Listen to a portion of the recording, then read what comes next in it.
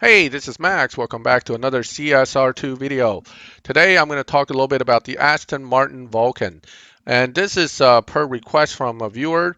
I have also some other requests for a few other cars which I will also make videos on, including the P1 GTR coming up as a Golden Cup car and the Tiffany truck, which is a interesting vehicle at stage 5 only. A little difficult to beat dyno with, but it's possible to some degree. Okay, now let's talk about the Vulcan. The Vulcan at full stage 5 is a very quick car. In fact, it and the Ferrari FXXK are the two cars that can actually get through the Tempest 3, the Elite trial, without any stage 6s. Okay, there might be other tier 5 cars that can do it, but there won't be many, if any, other cars because most of the cars in tier 5, unless you're talking about some of the quickest ones, such as some of the paid cars, most of the yellow star type cars will not be able to beat the Tempest 3 challenge. Interesting. I only have one star here. Let me go back. Maybe the stars will come back. What happened here? That's a nice glitch. Let's move over to this car real quick. There's my 5 stars, and let's move back. Ah, and it's back. Okay. All right.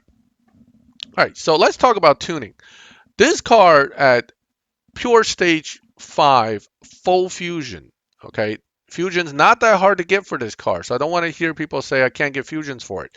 Buy Aston Martin Vanquishes and strip them. You will get fusions. So this car, for the most part, I find that the Evo ends up somewhere around here. You're going to get 2.0 final drive, and you're going to have 53 or so.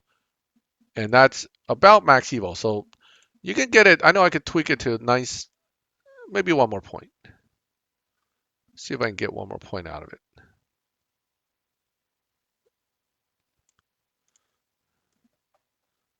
Ah, there it is. Okay.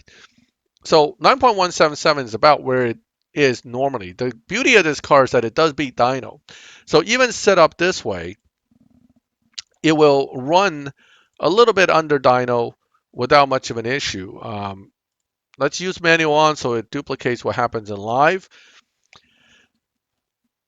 With a fully built car, you are going to look at a little bit different shift pattern than with this one, which is only at stage 5. At stage 5 only, I find, that was a little bit late on the launch, but I find that nitrous in third or starting third produce some of the best results.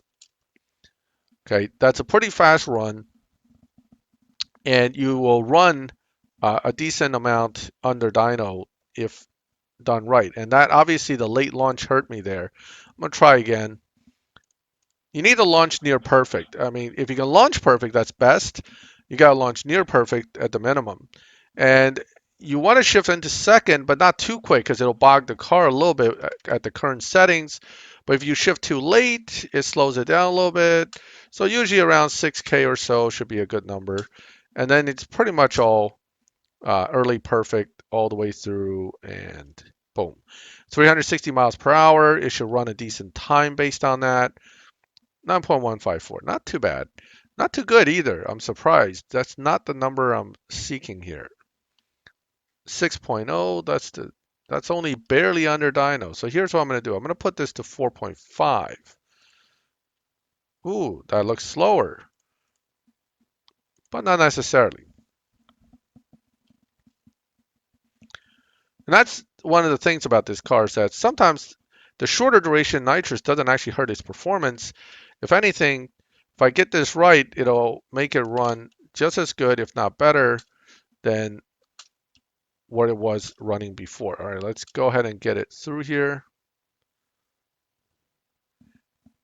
Should be a 9.0 something, but let's see what the computer gives us. Yeah, 076. I can go as low as 8.98 if you get everything just right with just this setup. So you're running 9.0s on a 9.23 dyno, 238, and that should allow you to get a decently competitive position in live. Because it's right near 9.0, you're either going to go into a lobby that runs on the slow end of 9.2s or 9.3s, or a lobby that already runs 9.1 to 9.0. So either way, it really depends on kind of where the lobby matchmaking puts you. Now, this looks like potentially the faster end. It's on the edge of a lobby because of all the bots. So I'm actually going to run some of these bots and see if I can bump myself into the slower lobby first. Now, I've already ran this car in live quite a bit, so I have quite a bit of history running it, and that affects, obviously, whoop, still going to get it. I'm not even going to use nitrous. It affects where this car gets lobbied. Now, the Vulcan does get bumped easily. In fact, that was one of the problems I had with it. It beats dyno naturally like the LB Aventador, but it tends to get bumped up really fast when you beat dyno a few times. Even if you're just winning a bit with it, it gets bumped up really quick. Other people have experienced it even with the higher level lobbies, such as the 8.5s, the 7.7s. This card, even though you tune it down a bit, because it already runs so fast, and if you run it a few times, you can easily end up in a faster lobby. So I'm going to go ahead and run this one more time and see if I can end up in a slower lobby. And then I'll race some live racers. I have an idea which lobbies I'm in since I'm already using this car a bit. So I know this one is the faster one that I just showed up in. And I'm kind of lobby locked in the faster one because I beat 5 or 6 people earlier in the slower lobbies. So, all right, let me see. We just took 2 really slow runs against bots. I'm going to jump out, jump back in, and see if I'm still lobby locked in the same one or not.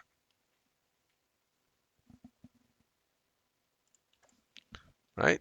So here I'm going to go back in and see if the lobby has changed or I'm still locked in with the same guys. I'm still locked in. Okay.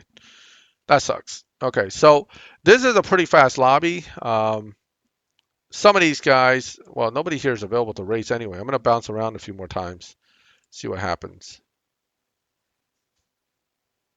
Oh, okay. New lobby. All right. Doesn't mean it's any slower, but it could be a competitive one. Let's try somebody and see what happens. DeLorean MX.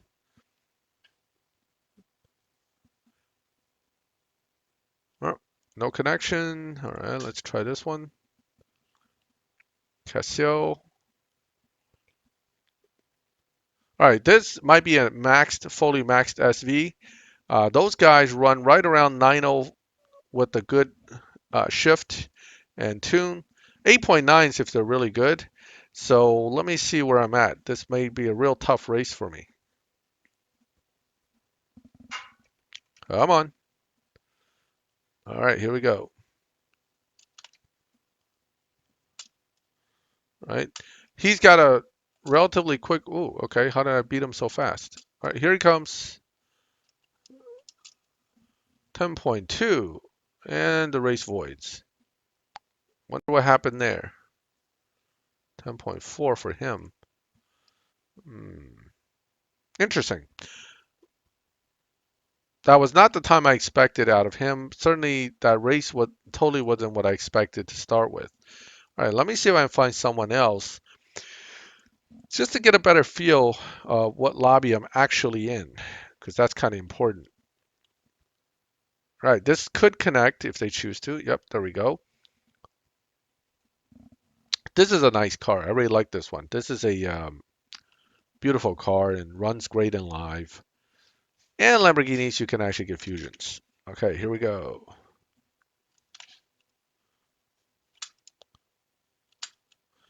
Right. Seems like a good run. I'm going to slow down, speed up. Oh, did I get it? I think I got it. Oh, don't freeze on me. Come on. What happened there? Did the game just crash on me? Yes, it did. Yes, it did. Oh boy.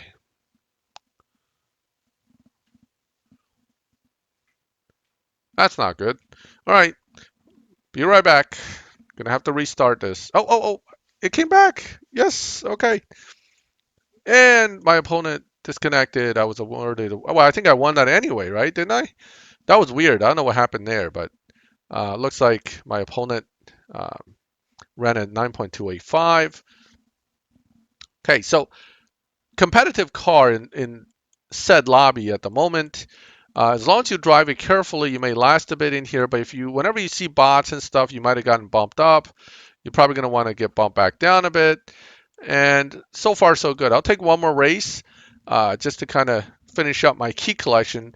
And I did all 15 of these races for the most part with this car, actually. I was doing a bunch of test runs before I even started this video. So it's got about almost 15 wins under its belt with this particular setup and tune. Okay, right. So again, that car is moving along pretty good. Oh, what happened there? Why is everybody running so funny today? I don't get this. Maybe he gave it to me because he wants to trade.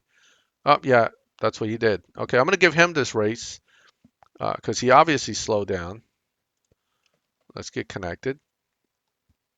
So yeah, the Vulcan's a good trade car too because it's pretty consistent. It runs a little bit under dyno. If you want to trade with somebody, it's also relatively quick for the amount of upgrades I have on it.